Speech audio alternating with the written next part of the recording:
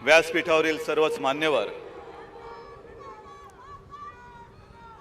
आणि जमलेल्या बांधवांनो, भगिनींनो आणि मातांनो, कारण ही गर्दी, हा जल्लोष आणि नुसती जत्रा नाहीये. इकडे प्रत्येक जण आलाय तो मनामध्ये एक निश्चय करून आलेला आहे. आजपर्यंत आम्ही भोगलं, हे बस झालं. आता आपल्याला संधी मिळालेली आहे आणि आपल्या मानगुटीवरती जे नाकर्ते बसले आहेत त्यांना आता हटवण्याची आपल्याला मोठी, नाही म्हटलं तरी संधी ही कदाचित अनेक वर्षानंतर आलेली आहे. आडवाणी साहेब हे सगळेजण आलेले आहेत, आपको शुभकामनाएं देने के लिए आए हैं.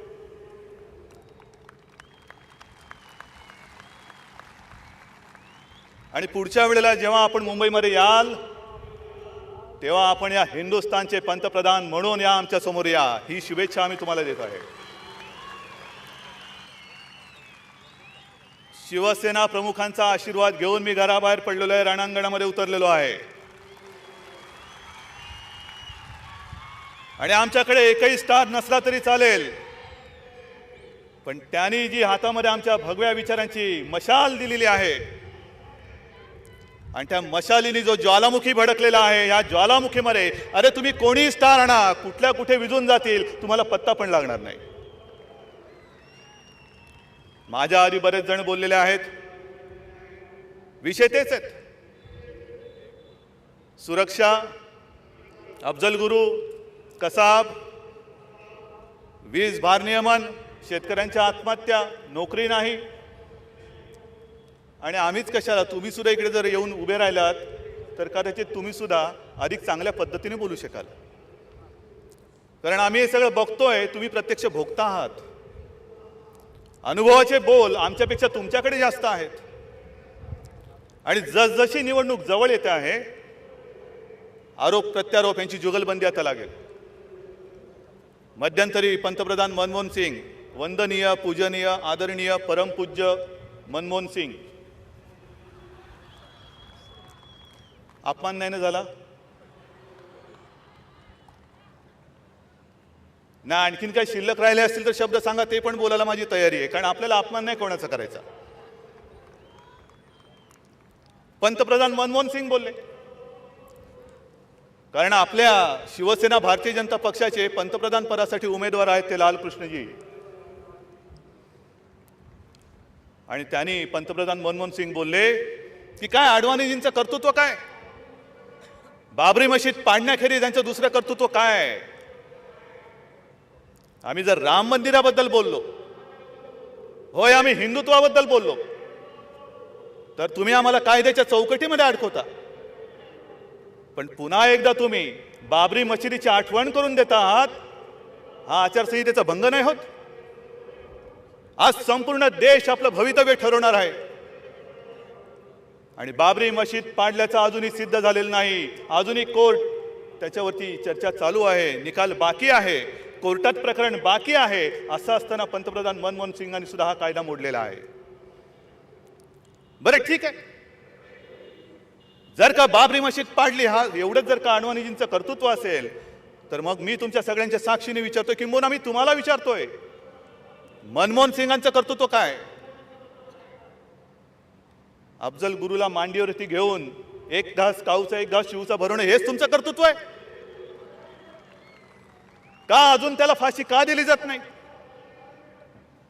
आणि हे सगळं बघितल्यानंतर ही नुसती निवडणूक नेहमीच्या निवडणुकीसारखी नाहीये, जिल्हा परिषद ग्रामपंचायतीची निवडणूक नाहीये.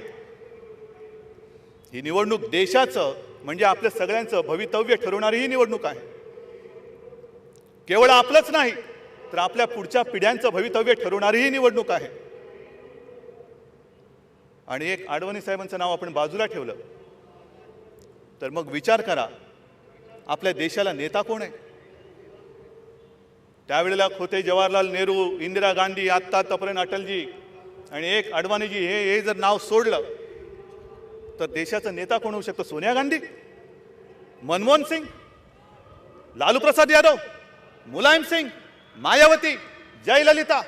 कोण कोण देशाचा नेता कोण? या प्रश्नाचं उत्तर आपल्याला सगळ्यांना द्यायचं आहे. आमचं कोणाशी भांडण नाहीये, पण सोनिया गांधी कोण कुठून आल्या आणि देशाचा ताबा घेऊन बसल्या. खरं म्हणजे आपल्याला शरम वाटली पाहिजे. ज्या वेळेला आपला देश स्वतंत्र झाला, ब्रिटिशांनी आपल्याला स्वातंत्र्य दिलं, त्यावेळेला विन्स्टन चर्चिल बोलले होते की अरे तुम्ही कोणाला स्वातंत्र्य देत आहात? हिंदुस्थानला. हा देश नाहीये, हा नुसता कळप आहे. कळप जसा जनावरांचा कळप असतो तसा हा माणसांचा कळप आहे. या देशाला स्वातंत्र्य देऊन उपयोग नाही. हा देश स्वातंत्र्य देण्याच्या लायकीचा नाही, हे चर्चिल बोलले होते. आणि तेव्हा त्यांनी सांगितलं होतं की केवळ 100 ते 150 माणसं, ती गोरी माणसं या देशामध्ये आली, व्यापाराच्या निमित्ताने आली आणि 150 वर्ष आपल्या या हिंदुस्थानला गुलाम करून निघून गेली. गुलाम. काय परिस्थितीमध्ये फरक काय पडलाय? अरे निदान त्यावेळेला 150 माणसं तरी आली होती, यावेळेला एक बाई आले आणि देशाचा ताबा घेऊन बसलेली आहे. काय हिंदुस्थानी म्हणून आपण काय करतो आहोत, काय करणार आहात की नाही, हा प्रश्न या निवडणुकीचा सर्वात मोठा प्रश्न राहणार आहे. एक परदेशी महिला आहे, त्याने देशाचा ताबा घेते. 10 पाकिस्तानचे अतिरेकी येतात आणि सार्वभौम प्रजासत्ताक गदा गदा हलवतात, हादरून टाकतात आणि आपण असहाय्यपणे हे सगळं बघत बसतो, टीव्ही लावून बघत बसतो, कारण बाहेर पडण्याची आपल्याला धमक नाही. आज जो विषय निघालेला आहे, कसाबला वकील द्यायचा की नाही, काय म्हणून द्यायचा, आणि जे वकील उभे राहणार आहेत ते सुद्धा कसाबची काय बाजू मांडणार आहेत, हे सगळं ठीक आहे हो. प्रत्येक वेळेला आपण काही ना काहीतरी झालं का करकरे, कामटे, साळसकर, तुकाराम ओंबळे, शशांक शिंदे, चित्ते वगैरे ते उन्नीकृष्णन यांचे फोटो लावायचे, येऊन पुष्पचक्र व्हायची आणि पाठीकडे गाणं लावायचं, जो शहीद हुए है उनकी जरा याद करो कुर्बानी.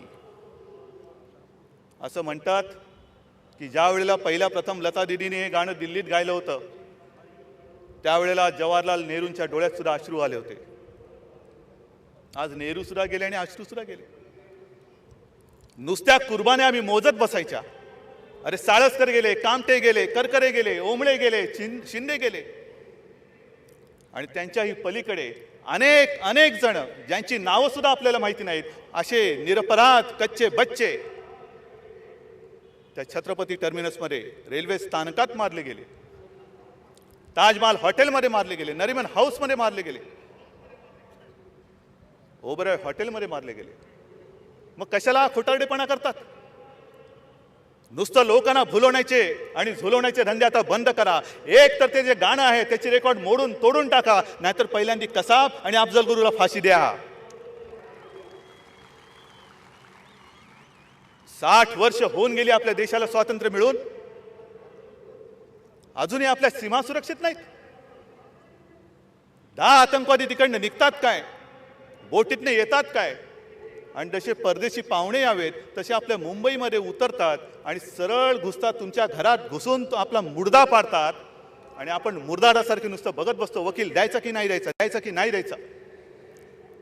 आमचा कसाबला वकील देण्याला विरोध नाहीये, आमचं कोर्टाशी भांडण नाहीये, पण ज्या वेळेला अफजल गुरुची केस चालली होती त्यावेळेला कुठे शिवसेनेने विरोध केला होता अफजल गुरुला वकील द्यायला?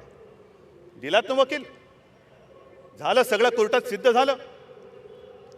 फाशीची शिक्षा होऊन सुद्धा 7 वर्ष झाली, अजून अफजल गुरुला फाशीची शिक्षा देत नाहीत. काय कसबचं तुम्ही करणार?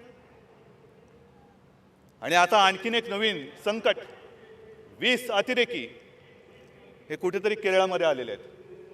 त्यांच्यामध्ये काही महिला आहेत, काही पायलट आहेत, काही आणखीन कोण आहेत, आणि कसाबला सोडवण्यासाठी ते प्रयत्न करणार आहेत.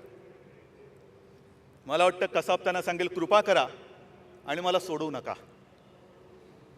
मी आहे इकडे, जावयापेक्षा जास्त लाड माझं हिंदुस्थानचं सरकार करते, मला सोडून पुन्हा नरकामध्ये टाकू नका. काय कसाबचे चोचले, काय कसाबचे चोचले. इकडे जनता कशी राहते याचं कोणाला पडलेलं नाही.